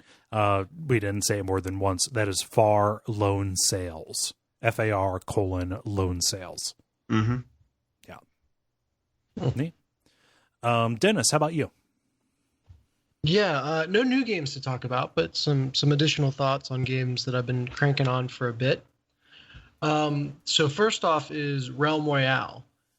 Which I mentioned the last time I talked about it, that it was kind of cool to be playing in the alpha phase where they're making pretty drastic changes pretty frequently. But the most recent one they made was really confusing to me. So they have, the whole thing about this Battle Royale game is that there are forges throughout the map, and that's where you can craft special legendary equipment that you can't get anywhere else. It's like the entire reason the game is unique, that in their class-based system, which each class has a unique legendary weapon. So, of course, naturally, in the most recent update, they patched out the unique legendary weapon for each class. It just is not available anymore. What? It's like, dog, those are literally the 2 things that I was coming here for. Yeah. Why would you take those away? Oh, in the name of balance, the shittiest goal any developer could have.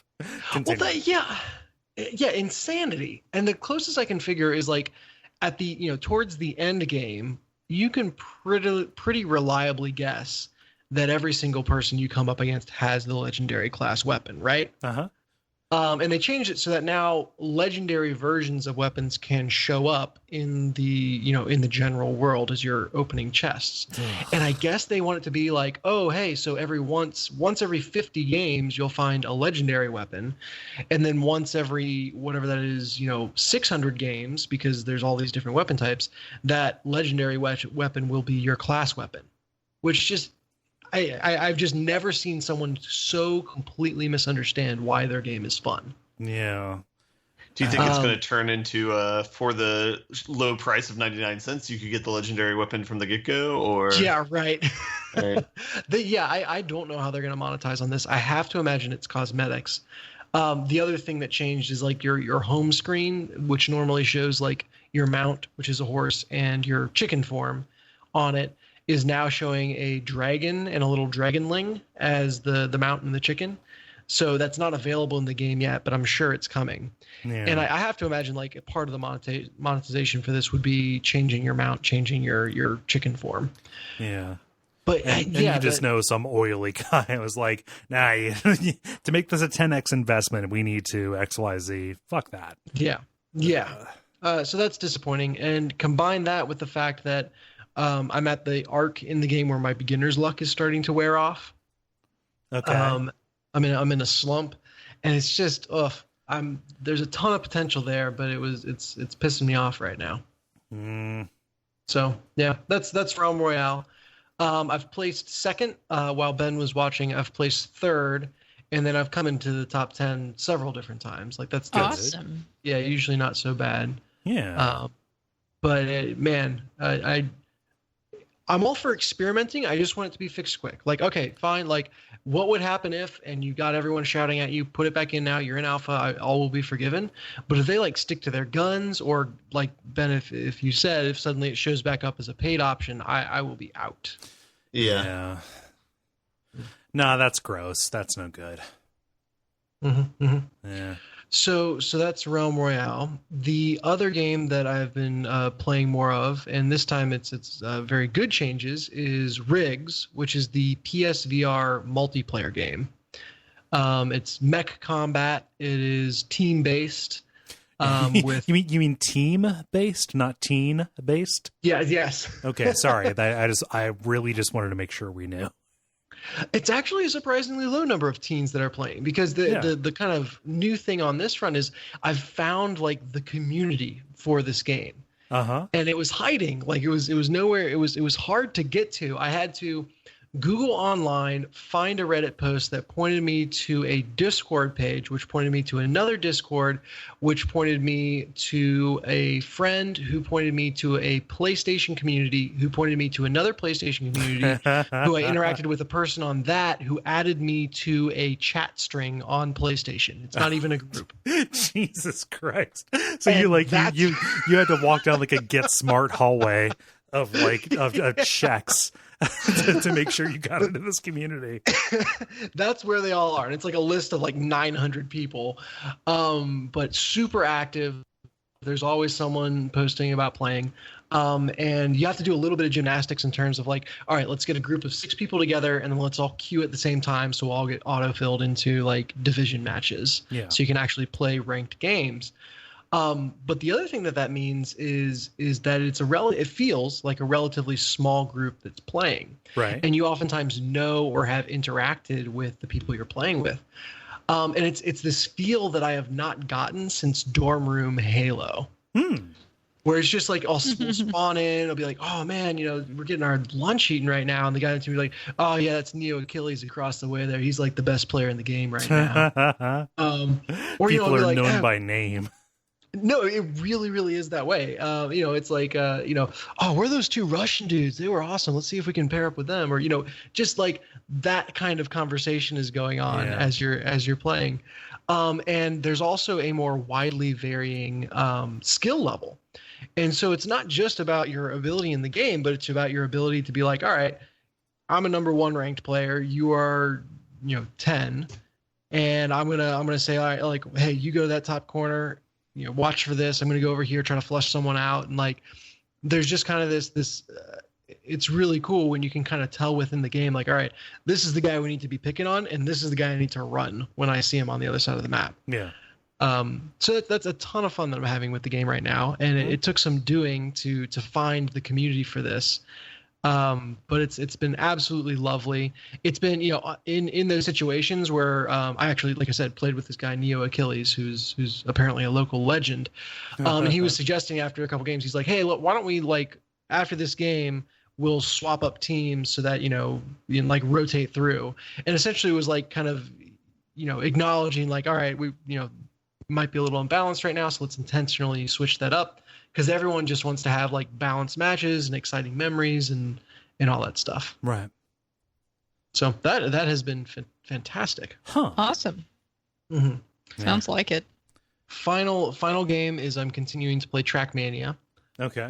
I have gotten as far as I can by earning silver medals, and have sort of circled back around and started earning gold medals. And that's the first time I was, when I started, I was like, I'm only going to get gold medals, and then I got to a point I was just like, I'm not having fun. Let's go back. Let's just go for silver medals. Yeah. And it has been very dramatic now, circling back to that earlier portion of the game, just how much noticeably better I've gotten at it. And it's just, I go through these tracks where, like, I have the memory very clearly of, like, really struggling, literally, like, across play sessions or across days to eke out a silver medal. And then I jump back in after having played, 60 more tracks, and I'm like, oh my God, I see the line. I know exactly what I need to be doing. Like, I understand why I was having so much trouble last time, and I can blow right through it. So that's a really good feeling. And that game has just amazed me with how it has continually thrown me back and forth on that curve of mastery, going from feeling like a complete beginner to feeling like I'm really getting something under control, and then putting me in a situation where I feel like a beginner all over again. Yeah. Like, that racing game has that loop down pat. Yeah, like you just hit a plateau, like you work up against a wall, and then, like, you feel like you've ratcheted up to something new. Exactly. So that's incredibly rewarding.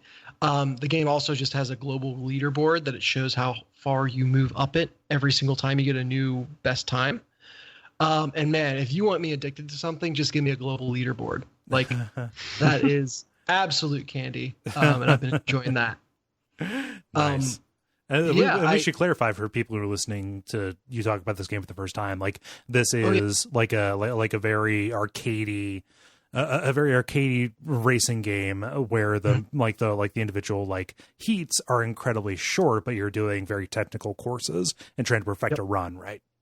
Exactly. Like a track, the longest possible tracks are multi-lap, and a lap is never going to be over like a minute 15. Yeah.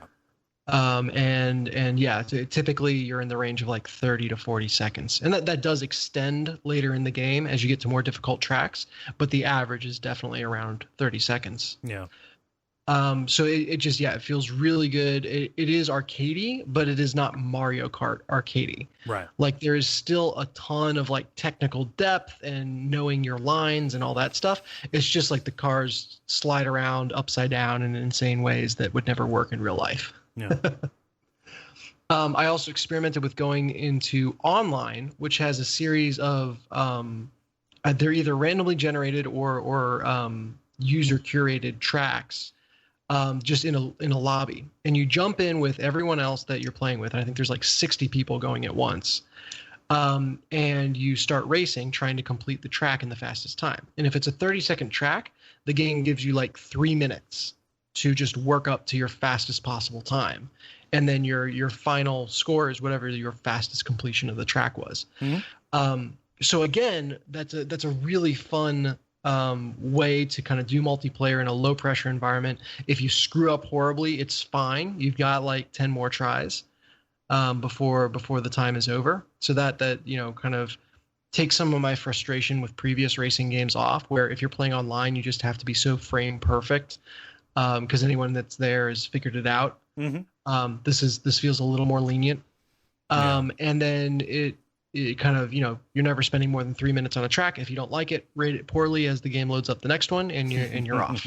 Yeah. So that method though of where I'm used to being able to really focus on one track and like learn every single curve has now thrown me back into beginner stage, where now I show up and I've got 3 minutes to figure this thing out, same as everyone else. Mm-hmm. And that's just a very different way to play.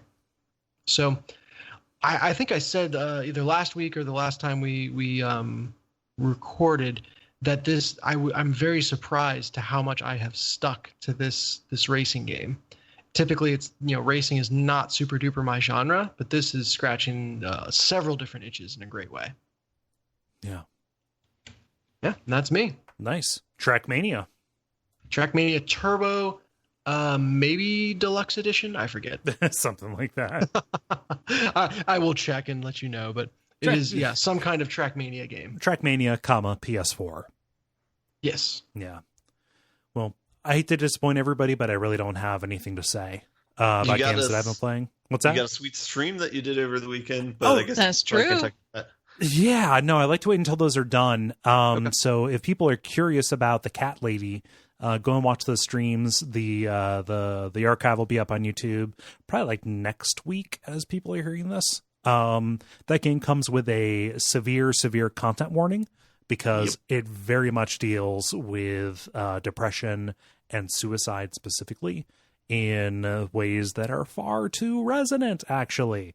It is a beautiful game visually, and like the writing in The Cat Lady hits like a sweet spot that I hold a lot of media up against, which is, when something happens, does a character, not necessarily the main character, but does a character react in the way that I would? Like there's a point where you're in a hospital and you walk up to a counter and there's a piece of paperwork you need to grab, and you go to grab it, and the nurse who's watching says, "Hey, you're not, that's confidential. You're not supposed to grab that."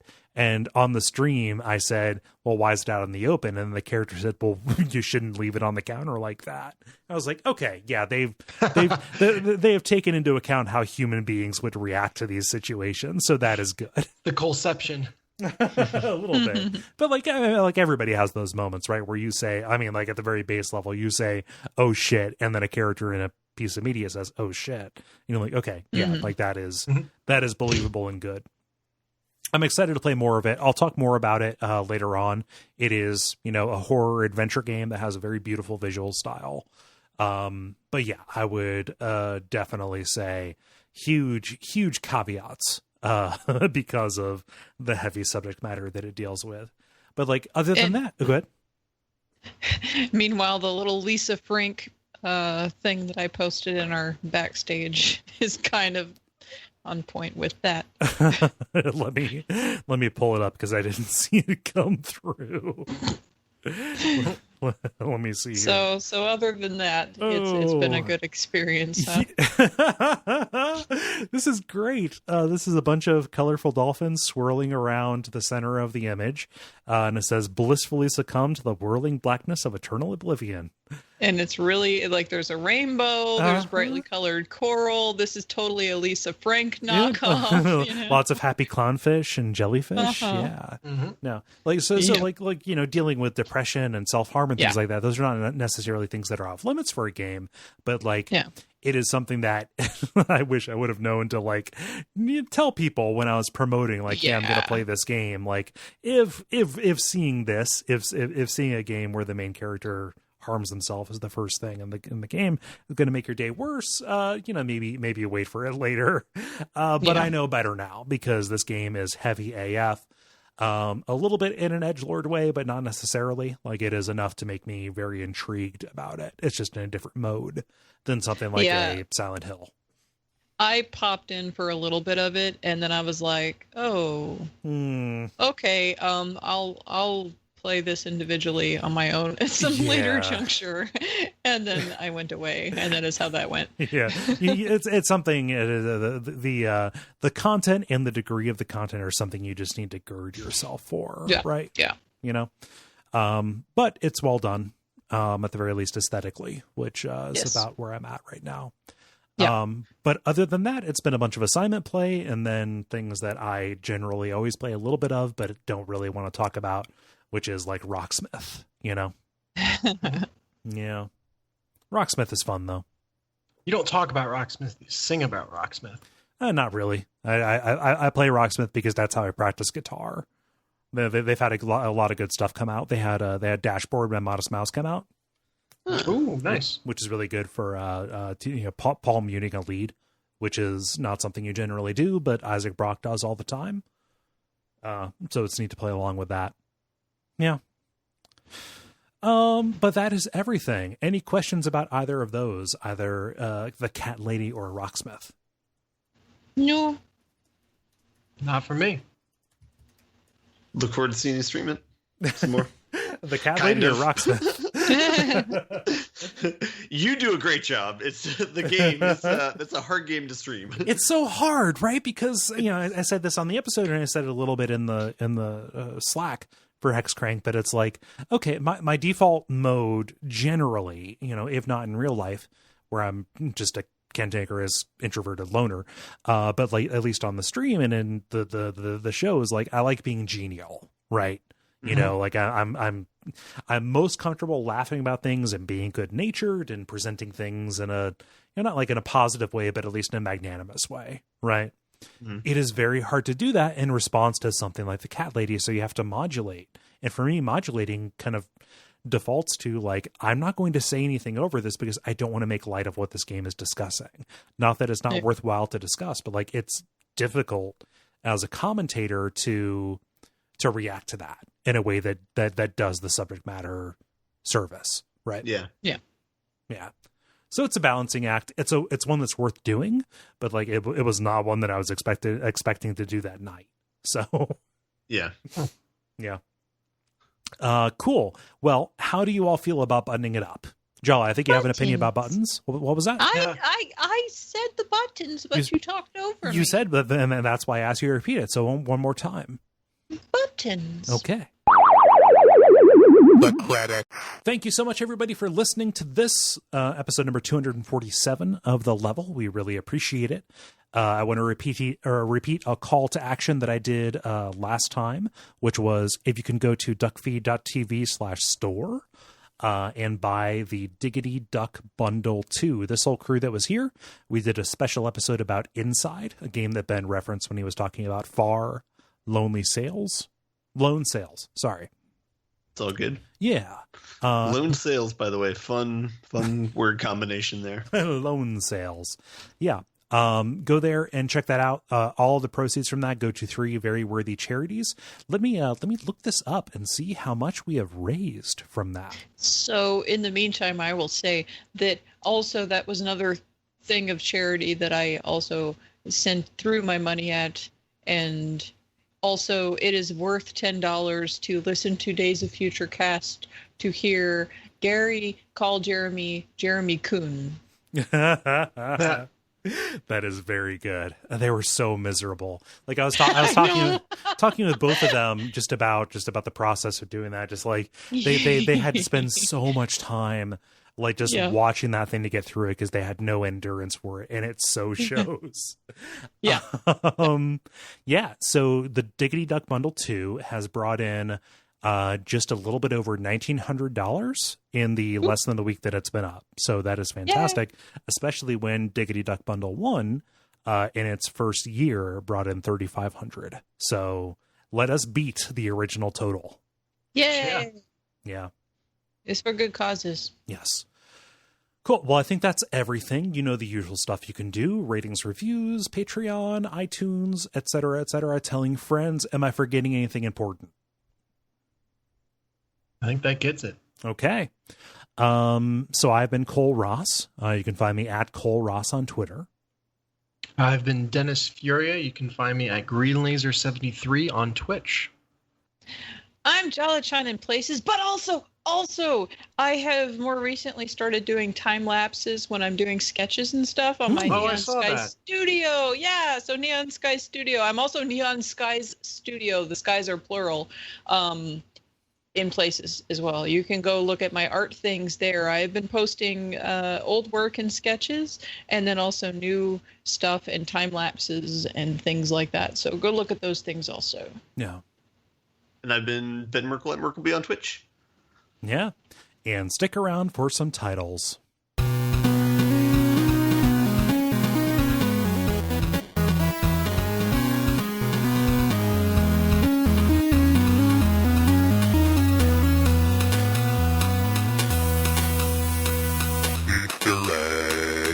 All right, I only have one, and it's Hung with Care. I said I was going to work it back in later on, but I couldn't. I didn't want to force it, so. No, I am with you on that. I also had Club Kole, but I Hung with Care was the other one I captured. Yeah. Ben, what you got? I had nothing, but I vote for Club Kole. Okay. And I have 4. Oh, wow. Nubasil, Hung with Care, Okay. Home for Scared People. that is the name of an Aquid thing, so I don't know that we can do that. Oh, okay. Groovra. Yeah, I got a lobby for Hung with Care. Yeah, Well, everybody picked that one up, but I'm very sorry, Ben. Even though you voted for Club Kole, Hung with Care has outvoted. So The masses have overturned me. yeah, sorry. Okay. Gotta give the people what they want. Santa's junk. Just sticking down the chimney. Fantastic. oh, All right. Well, I'm going to go to bed and hope that I don't wake up hungover tomorrow, which would be weird. with that last bit, you have made my eyes start dripping. You finally made it happen. My eye is leaking.